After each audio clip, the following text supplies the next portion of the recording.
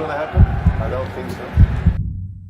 Didier Drogba, I'm going to say it now. It is written in the stars.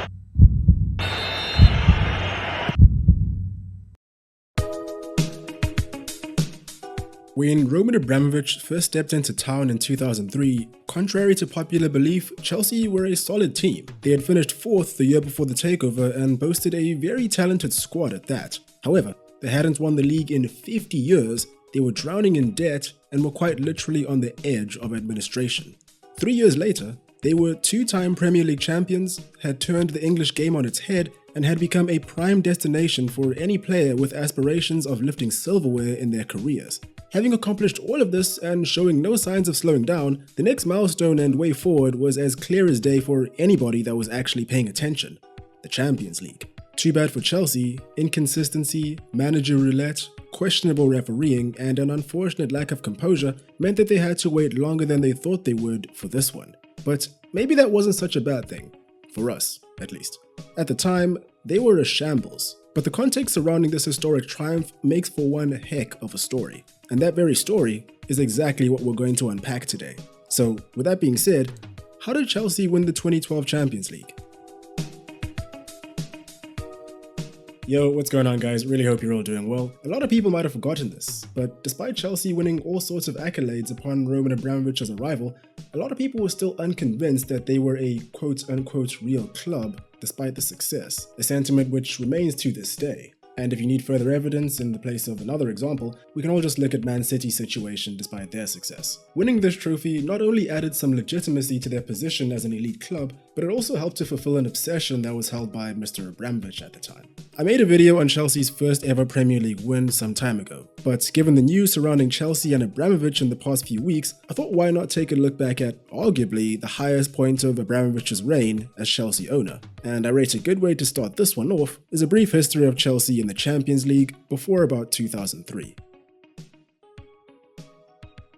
The first ever European Cup took place all the way back in the 1955-56 season, the tournament to trump all tournaments, the Tournament of Champions. Chelsea, who coincidentally were reigning English First Division champions at the time, were invited to take part. This made them the first ever English team to play in the European Cup. Except, that's not what happened at all. It would have made them that if the English FA had not vetoed their participation in the newly formed tournament. The reason for this? Fear of fixture congestion with the local league and a loss of prestige of the English game. Chelsea's participation was, quote, not in the best interest of the league. Fast forward to today, and perhaps those concerns held a bit of weight. It's pretty much universally accepted that the UCL is the most prestigious club tournament in the world, but whether it's dampened the prestige of the league?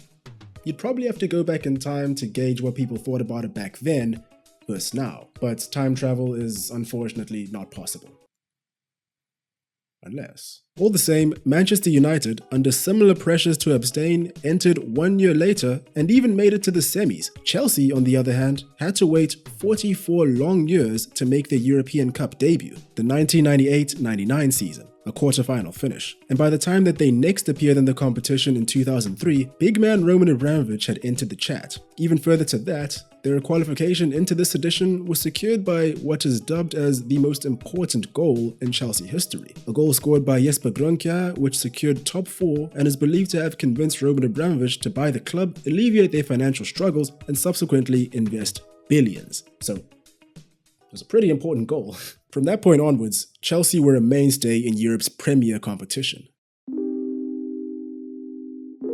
To say that big money was spent by Chelsea in this period of time would be an understatement. In the first 3 years of Abramovich's tenure, Chelsea spent just under £280 million in player transfers alone and essentially built a mean machine from scratch. Despite this, they were unable to convert that money into European silverware. And even though Claudio Ranieri managed them to UCL qualification during their money-troubled years and made it to the semi-finals of said UCL, he failed to win anything and was thus shown the door. Jose Mourinho was up next in 2004. And, I mean, if you can't win the UCL, why not bring in the guy that just won it, right? So what happened next? Domestic glory? Yes. European glory? Not so much. A ghost goal against Liverpool knocked them out in the semi-finals in 2005. And an interesting little detail on that year's edition is that earlier on in the competition, Chelsea came up against Barcelona in the round of 16. Now Chelsea made it through this time around, but they lost the first leg. And in that first leg, Didier Drogba got, in my opinion, harshly sent off for a challenge that many didn't rate was deserving of a red. Mourinho didn't think so either, claiming collusion between Barca coach Frank Rijkaard and the referee as an explanation for the call, something made all the more suspicious thanks to the fact that it later came out that Rijkaard and the ref had been caught in conversation at half-time. Varying stories of what was actually said in this interaction have since come out, so your guess for what was actually said is as good as anybody else's, I guess. As I said, Chelsea did eventually go through this time around, so I guess no harm done. But trust me, this was only the beginning of the Chelsea-Barca UCL controversy. Liverpool once more proved to be a problem in 2007, knocking them out on penalties, again in the semis. And to make matters worse, Manchester United swiftly put an end to their domestic dominance by terrorizing the league for 3 seasons in a row. All the while, Mourinho and Abramovich were reportedly getting into it quite frequently come 2007, a fracas that came to fruition for many reasons, but notably, 1. The bringing in of Andrei Shevchenko and Michael Ballack in 2006, when Mourinho reportedly had no intentions of playing them, let alone signing them. 2. An argument regarding the apparent lack of funds to sign players during the winter window. And 3. Mourinho's negative defensive style of play. Acceptable when you're winning, unwatchable when you're not. Mourinho was gone only weeks into the 07-08 season. Rather ironically, after the most successful manager in Chelsea history left, they finally got the better of Liverpool in the semis and made it to their first ever Champions League final, against Manchester United no less. And, well, Mr. Chelsea has the chance to win the Champions League for Chelsea. And there's a chance that has passed him by. The very next year they made it to the semi-finals again and were knocked out again, but this time by Barcelona. And to say that this match was controversial would be an understatement. After a 0-0 draw in the first leg, Chelsea took an early lead in the return leg and I guess the referee didn't put on his contact lenses for the remainder of the match. Penalty claim after penalty claim after penalty claim. No penalties. So when Barca scored in stoppage time to go through on away goals, you can probably guess how Chelsea felt about it. I don't know about you guys, but I don't think Drogba was too chuffed. Now Chelsea missed a fair amount of chances themselves, so they have to shoulder some of the blame, but the frustration was absolutely warranted.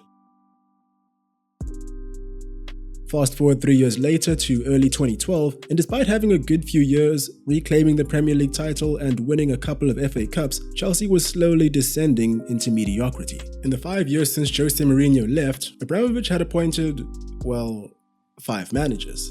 Avram Grant, Luis Felipe Scolari, Guus Hiddink, Carlo Ancelotti, and Andre Villas-Boas, all achieving various degrees of success, with the variations of course going from great to none at all. And the man that was at the helm come early 2012, Villas-Boas, unfortunately fell into the no success category. By the 4th of March 2012, Chelsea was sat in 5th place in the league, had lost 3-1 to Napoli in the first leg of the UCL round of 16, and Villas-Boas was sitting on a 48% win rate. 9 months after climbing onto the ship, he was thrown overboard. His replacement was the assistant coach at the time, Roberto Di Matteo, on a caretaker basis. And oh boy, did my man take care of them. As soon as he arrived, things seemed to be on the up. Now, they didn't fare much better in the league. Things actually very arguably got worse. They dropped from 5th to 6th, and that's where they were sat by the end of the season. But it was the cup competitions that really set them apart. If they couldn't go for the league, they were going to have to come up right elsewhere, is what I imagine was going through Di Matteo's head back then. Despite a shaky start to the season, they won the FA Cup, and despite looking to be all but eliminated in Europe, they dropped a 4-1 scoreline on Napoli in the return leg to advance to the quarterfinals where they dispatched Benfica. Huh? They were in the semis? How did Chelsea even get this far? I'm sure even they were surprised. Hey, look at us. Look at us. Huh? Who would have thought? Not me. Their opponents? Their good old Catalan friends, Barcelona. The best team in the world at the time, and the bane of Chelsea's European existence. But before we go any further, let's go ahead and take a look at the tactics that Di Matteo used to set his boys up from here on out. Much like Chelsea's season as a whole, their formation and setup was rather inconsistent all the way throughout. Di Matteo was very clever in that he was aware of Chelsea's shortcomings. Instead of focusing on creating a style of play that would be synonymous with Chelsea, his main priority was to nullify the opposition, which is very pragmatic and worked very well in this situation. I mean, the proof is in the pudding, or rather the proof is in the silverware engraving. I'm not great at analogies. Over the 2 legs in the semis, Chelsea lined up in a extremely defensive 4-3-3. The heart of the team represented only one thing throughout this campaign: discipline. Many of the players were remnants of Chelsea's first era of success under Mourinho. Hard-working, level-headed players that know what it takes to win. Perhaps not on the European stage yet, but they had a good foundation to work with. They also switched things up regularly with heavy rotation, so the squad wasn't too overrun. Petr Cech started at the back, just behind Gary Cahill, captain John Terry, Branislav Ivanovic, and Ashley Cole. With the height and strength they boasted here, Barca, who comprised mostly of smaller, agile players, essentially never stood a chance in the air. John Obi Mikel, Raul Meireles, and Frank Lampard held down the fort in the midfield, with all of them having their work cut out for them, particularly Mikel, who was doing a heck of a lot of running, as is necessary when going against the likes of Xavi, Busquets, Fabregas, and Iniesta. Juan Mata, Didier Drogba, and Ramirez made up the front 3, counter-attacking at pace and taking just about every chance they could, which only makes sense because they didn't get many. Barcelona averaged 73% possession over the 2 legs, completed 1,459 passes versus Chelsea's 280, took 36 shots with 11 on target versus Chelsea's 11 with 4 on target, and they even outran Chelsea in the second leg. But Chelsea won by 3 goals to 2 on aggregate. Sounds like your average Ultimate Team matchup to me. Now let's not get it twisted. Barca were the overwhelmingly dominant force here, and perhaps they even deserved to win, but they didn't. And given the history of the matchup, including the chances that they missed, including a penalty by Messi, I think that very many people, particularly Chelsea fans and neutrals, struggled to feel sorry for them at the time. And to put the cherry on the cake, Chelsea were already poised to go through on away goals throughout most of the match, but when Fernando Torres scored the goal that confirmed their victory, we got this iconic piece of commentary by Gary Neville. It's Torres to give Chelsea a place in the Champions League final. Gary, big man, are you alright? The job wasn't done just yet. They had just dispatched the reigning UCL holders. That's good stuff. But next up, they were matched up against the team that would not only win the following year's edition, but also complete the treble along the way: Bayern Munich. And coincidentally, the final was being played at the Allianz Arena. Bayern Munich's home ground.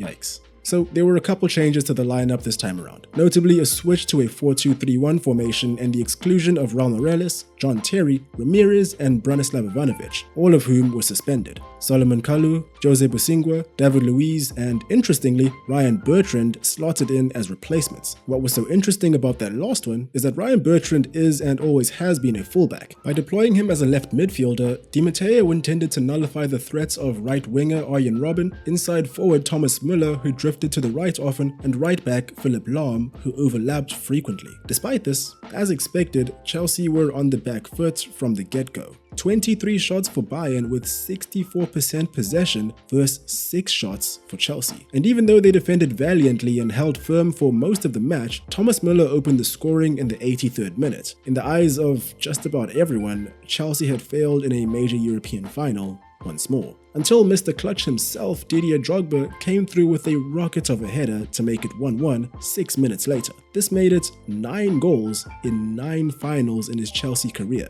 This man was something else. After extra time that included an Arjen Robben penalty, a penalty shootout loomed large. And as if it were written in the stars, eventually it was up to Didier Drogba to finish it. And